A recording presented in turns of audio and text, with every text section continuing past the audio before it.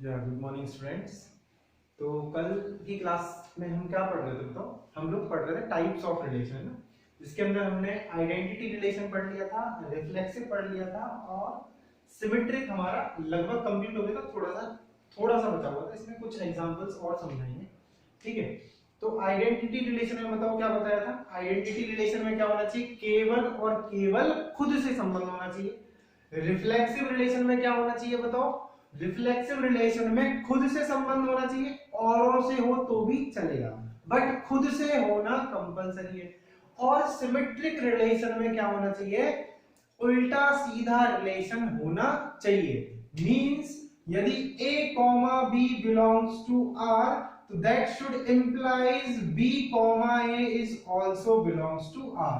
यदि a का b से रिलेशन है तो ये क्या इंप्लाइज करना चाहिए? b का भी a से रिलेशन होना चाहिए। तो वो रिलेशन कैसा होगा बताओ? सिमेट्रिक रिलेशन होगा, अदरवाइज वो सिमेट्रिक रिलेशन नहीं होगा।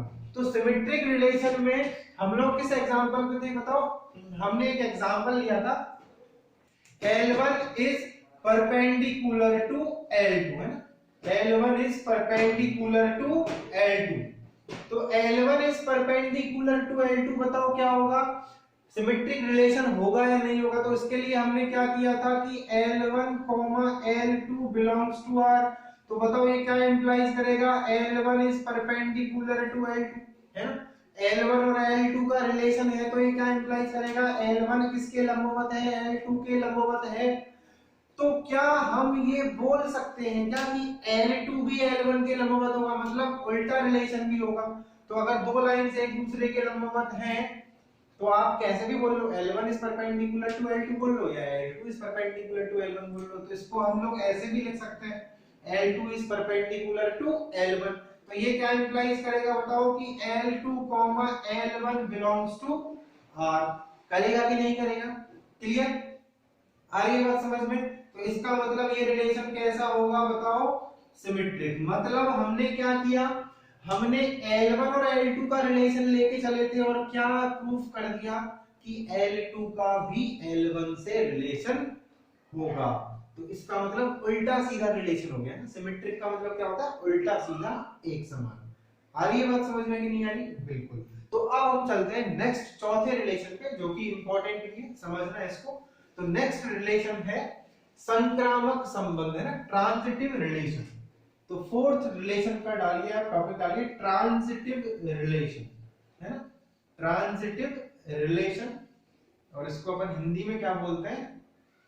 संक्रामक संबंध। ठीक है, तो देखो संक्रामक का मतलब क्या होता है? जैसे अभी मान लो कोई वायरस से बीमारी चल रही है ना, कोरोना नाम की बीमारी चल रही है, तो क्या हो रहा है? वो संक्रमित हो रही है। अपन ऐसे बोलते हैं कि वो संक्रमित हो रही है, एक आदमी से दूसरे आदमी में फैल रही है ना?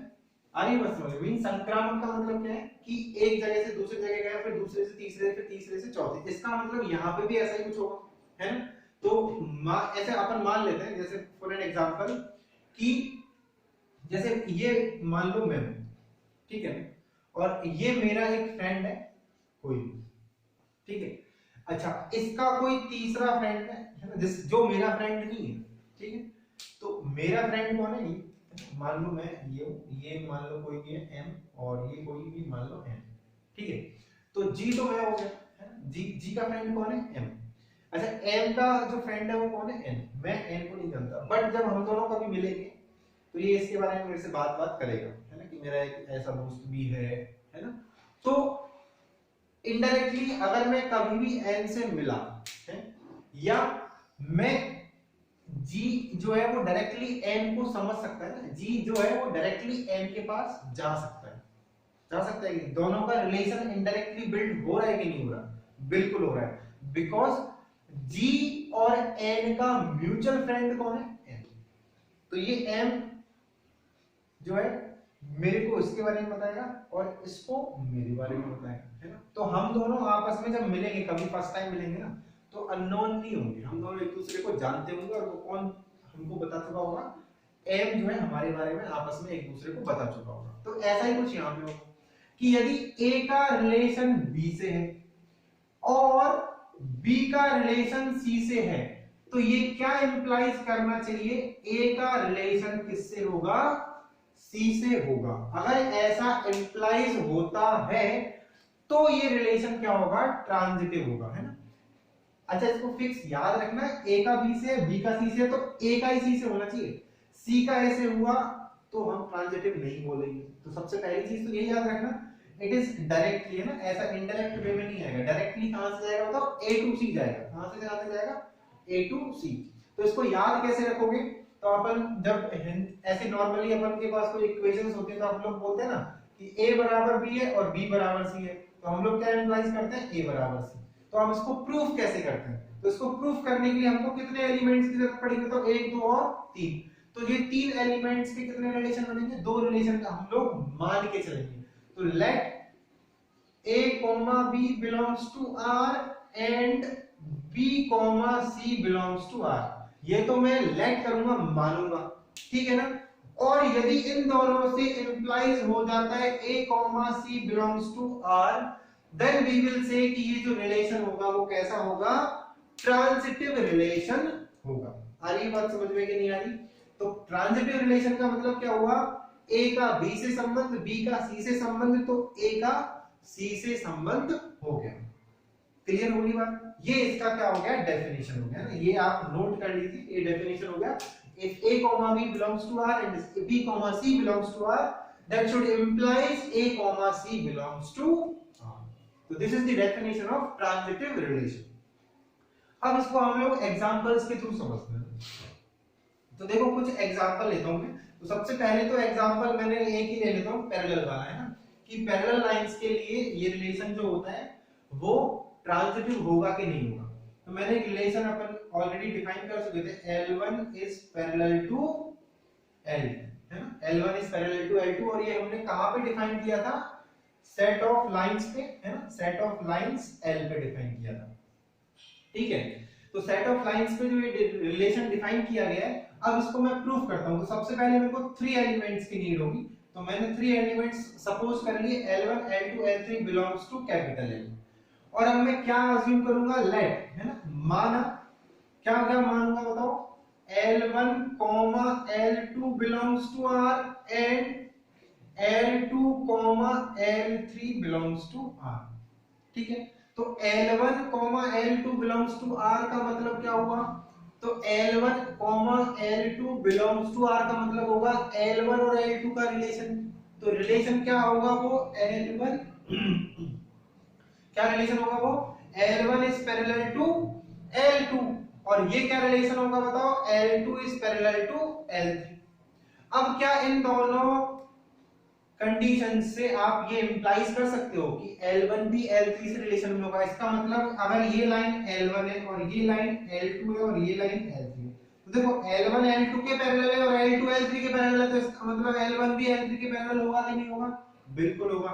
इसका मतलब L1 L3 belongs to R, है ना। हम लोग बोल सकते हैं कि L1 is parallel to L3, है। L1 किसके पैरेलल होगा, L3 के। तो इसका मतलब क्या हुआ, L1 L3 belongs to R। इसका मतलब जो रिलेशन होगा वो कैसा होगा बताओ, ट्रांजिटिव रिलेशन होगा। कैसा रिलेशन होगा, ट्रांजिटिव रिलेशन। तो ये एग्जांपल समझ में आ गया। नेक्स्ट एक और एग्जांपल लेते हैं कि हमको चेक करना है कि वो रिलेशन ट्रांजिटिव है या फिर नहीं। अच्छा इस बार मैं पैरेलल की जगह क्या लगा देता हूं, परपेंडिकुलर लगा देता हूं। क्या लगा देता है, परपेंडिकुलर, ठीक है। तो लेट्स से नेक्स्ट एग्जांपल हमने लिया L1 is perpendicular, L1 is perpendicular to L2। तो L1 is perpendicular to L2 का मतलब क्या होगा, L1 L2 के लंबवत है, ठीक है। अब इस रिलेशन को हमको चेक करना है। तो नेक्स्ट हमको 3 एलिमेंट्स का जो नीड होगा वो हम लोग हमारे सेट से ले लेंगे। अब हम मान के क्या चलेंगे, सपोज करेंगे late L1 L2 belongs to R and L2 L3 belongs to R। आ रही बात समझ। तो ये क्या इंप्लाइज करेगा, L1 is perpendicular to L2, और ये क्या इंप्लाइज करेगा बताओ, L2 is perpendicular to L3। तो बताओ यहां से क्या इंप्लाइज होगा, L1 is perpendicular to L3 है, होगा? अच्छा नहीं होगा, है ना। देखो ढंग से देखो एक बार, L1 is perpendicular to L2 और L2 is perpendicular to L3, तो ये इंप्लाइज नहीं करेगा कि L1 is perpendicular to L3। कैसे? L1 L2 के परपेंडिकुलर और L2 L3 के परपेंडिकुलर है ना, एक ही प्लेन में है, ठीक है। तो L1 L2 L3 ऐसे ही होगा। तो बताओ L1 और L3 कैसा हुआ, परपेंडिकुलर हुआ या पैरेलल हुआ? पैरेलल हुआ। तो यहां से इंप्लाइज क्या होगा, L1 is not perpendicular to L3। इसका मतलब क्या इंप्लाइज हुआ, L1, L3 does not belongs to R। इसका मतलब क्या हुआ, this relation is not transitive, है ना। ये रिलेशन कैसा नहीं होगा, ट्रांजिटिव रिलेशन नहीं होगा। आ रही बात समझ में, क्लियर हुआ? तो ये किसका डेफिनेशन होगा बताओ, ट्रांजिटिव। तो हम लोग अब कंप्लीट कर चुके हैं ना, आइडेंटिटी रिलेशन कंप्लीट कर चुके हैं, रिफ्लेक्सिव कर चुके हैं, सिमेट्रिक कर चुके हैं और ट्रांजिटिव कर चुके हैं। अब हम लोग एक नॉर्मल मैथमेटिक्स का एग्जांपल लेते हैं, सेट्स के रूप में, मींस रोस्टर फॉर्म में एक एग्जांपल लेते हैं। तो हमको चेक करके बताना है कि उनमें कौन कौन रिफ्लेक्सिव है, सिमेट्रिक है और ट्रांजिटिव है, ठीक है। तो लेट्स से एक सेट ले लिया मैंने ए, ए सेट के अंदर मैंने मान लो 3 एलिमेंट ले लिए ए बी और सी, ठीक है। अब मैं इस सेट पर बहुत सारे रिलेशन डिफाइन कर रहा हूं। मान लो 4 रिलेशंस हमने डिफाइन किए, 1 2 3 और 4। फर्स्ट इज R1 R2, इसको नोट भी करते चलना आप लोग, R1 R2 R3 और R4, ठीक। तो R1 के अंदर मैंने लिखा मान लो A, C, right, C, B और A, B, ठीक। R2 के अंदर मैंने क्या लिखा, A, B, B, C, A, C, C, A, और B, B, ठीक। R3 के अंदर मैंने लिखा A, B और B, A, B और A, C, A, B, A और C, A, ठीक है। और R4 के अंदर लिखा मैंने A, B, B, C और C, ठीक है। चलो, तो अब अपन चेक करते हैं R1 क्या क्या होगा ना। तो R1 को चेक करते हैं, रिफ्लेक्सिव, सिमेट्रिक और ट्रांजिटिव, इनमें से कौन कौन सा होगा। R1 को चेक करते हैं। रिफ्लेक्सिव चेक करने के लिए क्या करना पड़ेगा बताओ, every element should be related to itself, है ना। हर एक एलिमेंट का खुद से रिलेशन होना चाहिए। A का A से है चलेगा, B का B से है क्या, ढूंढो, नहीं है, खत्म। This relation is not reflexive, पहला क्रॉस है रिफ्लेक्सिव का, ठीक है, ओके। अब सिमेट्रिक चेक करते हैं। सिमेट्रिक में क्या होना चाहिए, उल्टा सीधा रिलेशन होना चाहिए। A का A से है, उल्टा भी चलेगा, A का C से और C का A से नहीं है, तो सेकंड क्रॉस किसके लिए लग गया बताओ, सिमेट्रिक के लिए। सिमेट्रिक भी नहीं हो, ट्रांजिटिव चेक करते हैं। A का A से है और A का C से है, तो फिर A का C से होना चाहिए, तो A का C से है, चलेगा, ठीक। नाउ A का C से है और C का B से है, समझना। A का किससे रिलेशन है बताओ, C से, और C का किससे रिलेशन है, B से, तो A का B से होना चाहिए, बिल्कुल है। अब A का B से है और सेकंड एलिमेंट B है नहीं किसी में, राइट ना, किसी का भी A का B से, तो अब बाकी के ऑर्डर्ड पेयर में B फर्स्ट एलिमेंट कहीं पे भी नहीं, राइट ना, बताओ है क्या, नहीं है। तो इसका मतलब this relation will be transitive. Next R2 check करते हैं। देखो अब रिफ्लेक्सिव चेक करोगे तो A का A से होना चाहिए, B का B से होना चाहिए और C का C से होना चाहिए। तो A का A से है, B का B से है और C का C से है, तो रिफ्लेक्सिव होगा, बिल्कुल होगा, ठीक है। अब सिमेट्रिक चेक करते हैं, तो इनका तो कोई दिक्कत नहीं है, A का C है ना, तो C का A से होना चाहिए, तो C का A है नहीं, तो नॉट सिमेट्रिक है। अब ट्रांजिटिव चेक करते हैं। देखो A का B से है, B का C से है, तो फिर A का C से होना चाहिए, A का C से दे रखा है, दे रखा है, A का C से, C का C से, तो फिर A का C से होना चाहिए, बिल्कुल है ना। अच्छा C का C से है और C कहां पर है बताओ, फर्स्ट एलिमेंट और कहीं पे भी नहीं, ठीक है। अब नेक्स्ट चेक करो, A का A से है ना, A का C से, तो फिर A का C से होना चाहिए, वो भी है। ए का बी से है, बी का बी से है तो ए का बी से हो गया, बी का सी से है ना, और सी का नेक्स्ट आगे कोई सी का सी से है तो बी का सी से हो जाएगा, वही हो गया है ना। मीन सारे के सारे पेयर्स चेक कर लेना। तो अगर ट्रांजिटिव के लिए आप चेक करोगे तो ए का बी, बी का सी, तो सी का ए का सी से ऐसा रिलेशन है ना, वो सारे के सारे चेक करने पड़ेंगे आपको। Then we will come to know कि ये ट्रांजिटिव होगा कि नहीं। तो आई थिंक सारे के सारे जो पेयर्स हैं वो ट्रांजिटिव को फुलफिल कर रहे हैं, तो ये ट्रांजिटिव हो जाएगा, है ना, ये ट्रांजिटिव हो जाएगा, ठीक है ना। नेक्स्ट रिफ्लेक्सिव, ए का ए से है, बी का बी नहीं, तो रिफ्लेक्सिव नहीं होगा, ठीक है।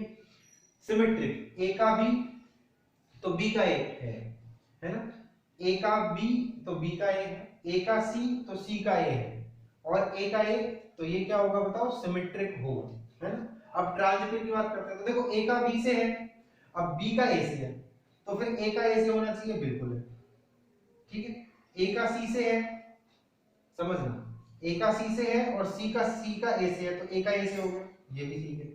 अब नेक्स्ट देखो ए का ए से है और ए का बी से है, तो ए का बी से होना चाहिए, वो भी है, ठीक है ना। सी का ए से है और ए का बी से है। अब देखना इस रिलेशन को, देखना सी का ए से है, ठीक है, मींस सी कॉमा ए, ठीक है, और ए का बी से है, तो ए का बी से है, तो सी का किससे होना चाहिए बताओ, बी से होना चाहिए। क्या इसमें सी कॉमा बी है क्या? नहीं, तो ये ट्रांजिटिव नहीं है। नेक्स्ट ये वाला रिलेशन देखोगे तो ए का ए से आ रहा है, ठीक है, बी का बी से और सी का सी से, तो ये रिफ्लेक्सिव होगा, बिल्कुल होगा, है ना, सारे के सारे एलिमेंट का है। अब किसकी बात करते हैं बताओ, सिमेट्रिक की, तो बी का सी से है और सी का बी से, बताओ है क्या? नहीं, तो ये सिमेट्रिक नहीं होगा। ट्रांजिटिव की बात करते हैं, ए का ए से है ना, नेक्स्ट ए है नहीं, बी का बी और बी का सी, तो बी का सी से हो गया, बी का सी से और सी का सी से, तो फिर बी का सी से होना चाहिए, वो भी हो गया, ठीक है ना। जैसे सी का सी तो फर्स्ट एलिमेंट और कोई हो नहीं रहा, तो देखो ए का ए से, ए अब किसी का भी फर्स्ट एलिमेंट नहीं है तो छोड़ दिया जाएगा, इसमें कोई दिक्कत नहीं है। बी का बी, अब फर्स्ट एलिमेंट बी यहाँ पे आ रहा है ना, बी का सी से, तो बी का सी से होना चाहिए, वो ही है, खुद ही है। फिर नेक्स्ट चेक करो, बी का सी, तो सी फर्स्ट एलिमेंट कहाँ आ रहा है बताओ, ये रहा, तो फिर बी का सी से आ जाएगा, है ना, वो भी है। सी का सी से, अब सी फर्स्ट एलिमेंट है नहीं, तो ये ट्रांजिटिव होगा, है ना, ये क्या होगा, ट्रांजिटिव होगा। तो अब आपको रिफ्लेक्सिव, सिमेट्रिक और ट्रांजिटिव बिल्कुल क्लियर हो गया होगा, है ना। एक बार आप इस एग्जांपल को नोट कर लीजिए और पूरा गो थ्रू कर लीजिए अच्छे से, ठीक है ना। तो अब हम लोग क्या क्या पढ़ चुके हैं बताओ, हम लोग पढ़ चुके हैं identity relation, reflexive relation, symmetric relation और ट्रांजिटिव रिलेशन, ठीक है ना। आइडेंटिटी रिलेशन में क्या होगा, केवल खुद का खुद से संबंध होगा, है ना। अच्छा, सिमेट्रिक रिलेशन, रिफ्लेक्सिव रिलेशन में क्या होगा बताओ, खुद का खुद से होना जरूरी है, बाकियों से हो तो भी चलेगा। सिमेट्रिक रिलेशन में क्या होगा, उल्टा सीधा रिलेशन होना चाहिए। और ट्रांजिटिव में क्या होगा, संक्रमित होगा, मींस ए का बी से है और बी का सी से है, तो ए का सी से होना जरूरी है। तो हम लोग अभी 4 टाइप्स के रिलेशन कंप्लीट कर चुके हैं ना। आज मैं आपको आज के वीडियो के साथ पब्लिक कमेंट में, वीडियो के नीचे आपको कमेंट बॉक्स में क्या मिलेगा, गूगल ड्राइव का एक लिंक मिलेगा जिसमें मैं लेवल 1 है ना, लेवल 1 को शेयर करूंगा। तो आप उस लेवल 1 को अब सॉल्व करना स्टार्ट कर दीजिए। अब हमारा एक क्लास का और थ्योरी बचा है, नेक्स्ट क्लास में we will complete the theory, है ना, थ्योरी पार्ट हमारा पूरा कंप्लीट हो जाएगा, then we will solve the level 1 exercise. So you have 2 days, आपके पास 2 दिन है, तो आप लेवल 1 को अच्छे से घर पे बैठ के सॉल्व करिए, फिर उसके बाद जो भी डाउट्स होंगे that will be cleared in our class, ठीक है ना। Okay, thank you.